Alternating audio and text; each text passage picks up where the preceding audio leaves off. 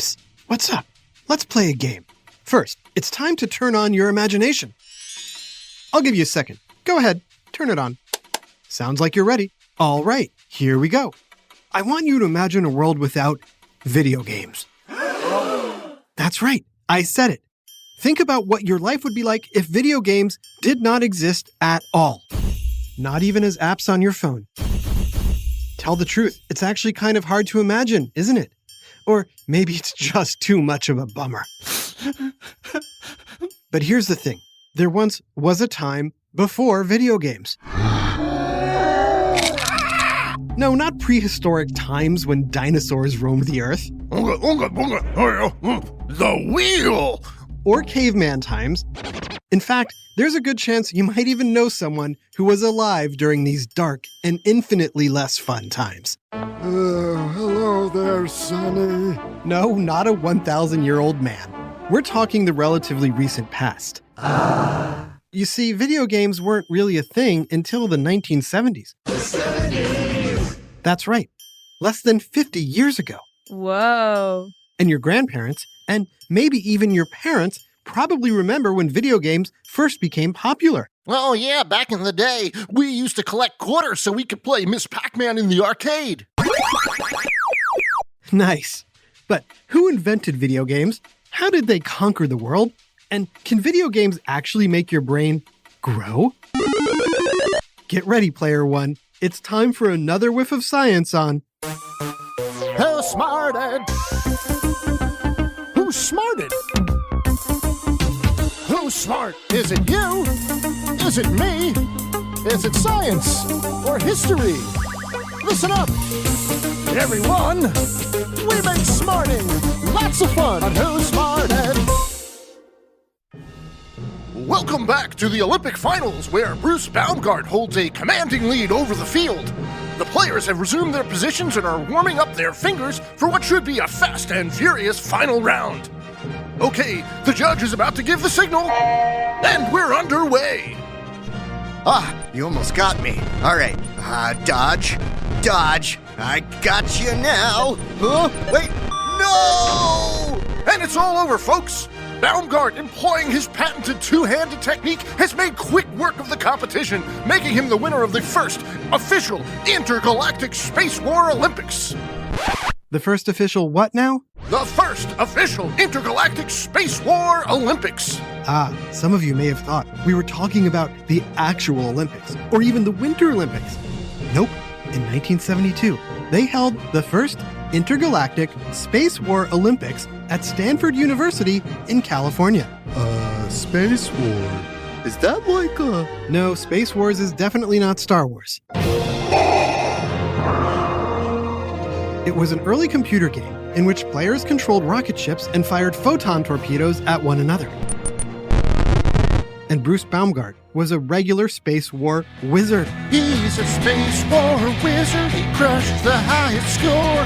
A Space War wizard, but sadly there'd be no more. Yes, sadly, the Intergalactic Space War Olympics of 1972 was the first and last of its kind. However, despite being short-lived, it did open the door to a brand new type of competition. Can you guess what it is? Is it A-sports, E-sports, I-sports, O-sports, or U-sports? If you said E-sports, you're right. Today, esports, short for electronic sports, is a huge deal. I mean, a really huge deal. One recent esports championship drew nearly 2 million viewers and gave out $34 million in prize money. It's estimated that close to 3 out of every 4 Americans play video games, and that number is only growing. Now, let's see. I'm guessing you listening may have played a video game recently, either on a computer, tablet, or smartphone, or maybe on a gaming console. After all, there's more than 1 million different video games on the market today. But that wasn't always the case. In fact, getting your hands on a video game used to be hard. The first video game consoles for home use were sold in 1972, the same year as the first official Intergalactic Space War Olympics. The very first video game console was called the Magnavox Odyssey. and it was revolutionary because it hooked right up to your television. But even though it was an incredible technological feat, it was hard to play and didn't catch on. It wasn't until another company came out with its console that video games really took off. Have you ever heard of Atari? Atari helped pioneer the video game industry and popularized such classics as Pac-Man, Miss Pac-Man, Space Invaders, Centipede, Frogger, Missile Command, and Asteroids, which was kind of similar to Space Wars. But even for Atari, things started out way simpler. Let's see how smarty pants you are when it comes to video games. What was the name of the very first Atari game that kicked off America's video game craze? Was it A, Plink, B, Plonk, C, Ping, or D, Pong? I know they sound funny, but I promise one of those is the right answer. Think you know it? Well, stick around to find out if you're right. And no Googling, but you can ask an adult if they know. Welcome back to Who Smarted. Before the break, we asked if you knew the name of the first video game produced by Atari. Was it Plink, Plonk, Ping, or Pong? The answer is Pong. Did you guess it? In 1972, Atari created a video game version of ping pong that was so simple anyone could play. In fact, after you finish this episode, Google Pong, P-O-N-G, and see how simple it is. It's basically 2 lines and a circle. But those lines and circle were so popular, they launched the entire video game industry. Before long, all sorts of video game companies were producing all kinds of games. Hey, see if you can guess who the most famous video game character of all time is. Here, I'll give you a hint. Imagine you're the head of a video game company, and you're looking for a surefire hit. A young game designer walks into your office and says, "So I got this idea for a video game. It's about a guy wearing carpenter's overalls who has to climb a bunch of ladders to try and get to his girlfriend. Oh no! But it's hard to do because there's a giant gorilla throwing barrels at him that he has to jump over or duck under. Also, the guy's Italian. Ba't ang sunan po kada pa sa fratello? And he's got a huge mustache. What do you think?" So what do you think? You know who it is? Did you say Mario? That's right. It's me, Mario. But even more importantly, if you were the president of a video game company and a game developer pitched you that idea, would you have agreed to it?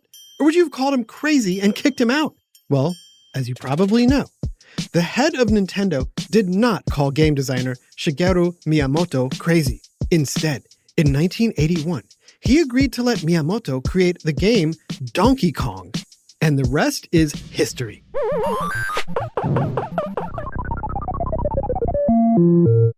Fun fact, the original Mario character was just named Jumpman. It wasn't until later that Nintendo gave this mysterious mustachioed Italian a new name, Mario. Mario. A new job, plumber. And in 1985, a new game, Super Mario Bros., which only went on to become one of the best-selling video games of all time. Game designer Miyamoto became a giant in the industry. He went on to become president of Nintendo and helped create the Nintendo DS, the Wii U, the Switch, and many more. But not all video games were destined for fame and fortune. Quick quiz. Which of the following are not actual video game titles? A. Attack of the Mutant Camels. B. Tongue of the Fat Man. C. Ninja Hamster. Or D. Princess Tomato in Salad Kingdom. Remember, you're to guess which of these names were not the titles of actual video games. Got your answer? Did you say A. Attack of the Mutant Camels? Guess again. That game was produced by Atari in 1983. How about B. Tongue of the Fat Man? Sorry, that video game came out on the Commodore 64 system.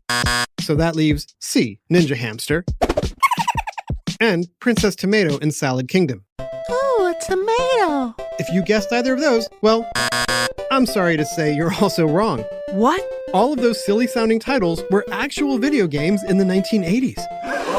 Video games have definitely come a long way since those early games. The graphics are hugely improved, as is the player experience. But one thing that hasn't changed, the debate over whether video games are good or bad for you. That is enough video games for today. But I'm almost finished with the level. Like with many things, playing video games too much can be bad for your eyes and turn you into a couch potato. However, the news isn't all bad. New research shows that playing video games can actually be good for you. Listen to this. Jet Nickerson reporting a study in 2014 by researchers in Germany found that playing Super Mario 64 caused areas of the human brain to actually increase in size. Researchers scanned the brains of participants both before and after having them play Super Mario for 30 minutes a day for 2 months. When the players' brains were scanned the second time, they found the gray matter in the right hippocampus, the right prefrontal cortex, and the cerebellum had all increased, compared to a control group that hadn't played any video games. Among the parts that grew the most were the regions responsible for strategic planning and fine motor skills. Ha! See? Video games are good for you. Whoa, not so fast. Like we said, when it comes to playing video games, you don't want to go overboard. The American Academy of Pediatrics recommends no more than 2 hours of screen-based entertainment a day, and that includes video games. 2 hours may not seem like much, but hey, it wasn't long ago video games were just a figment of someone's imagination. Big shout out and happy belated birthday to Andrew in Maine. Thanks for being a Who Smarted superfan. This episode, Video Games, was written by Rebecca Ratliff Cameron and voiced by Rebecca Ratliff Cameron, Colin Cameron, Adam Tex Davis, Jason Donkey Kong Williams, Max Kamaski, and Jerry Colbert. Additional voices, technical direction, and sound design by Josh Miss Pac-Man Hahn. Who Smarted is recorded and mixed at the Relic Room Studios. Our associate producer is Max Centipede Kamaski.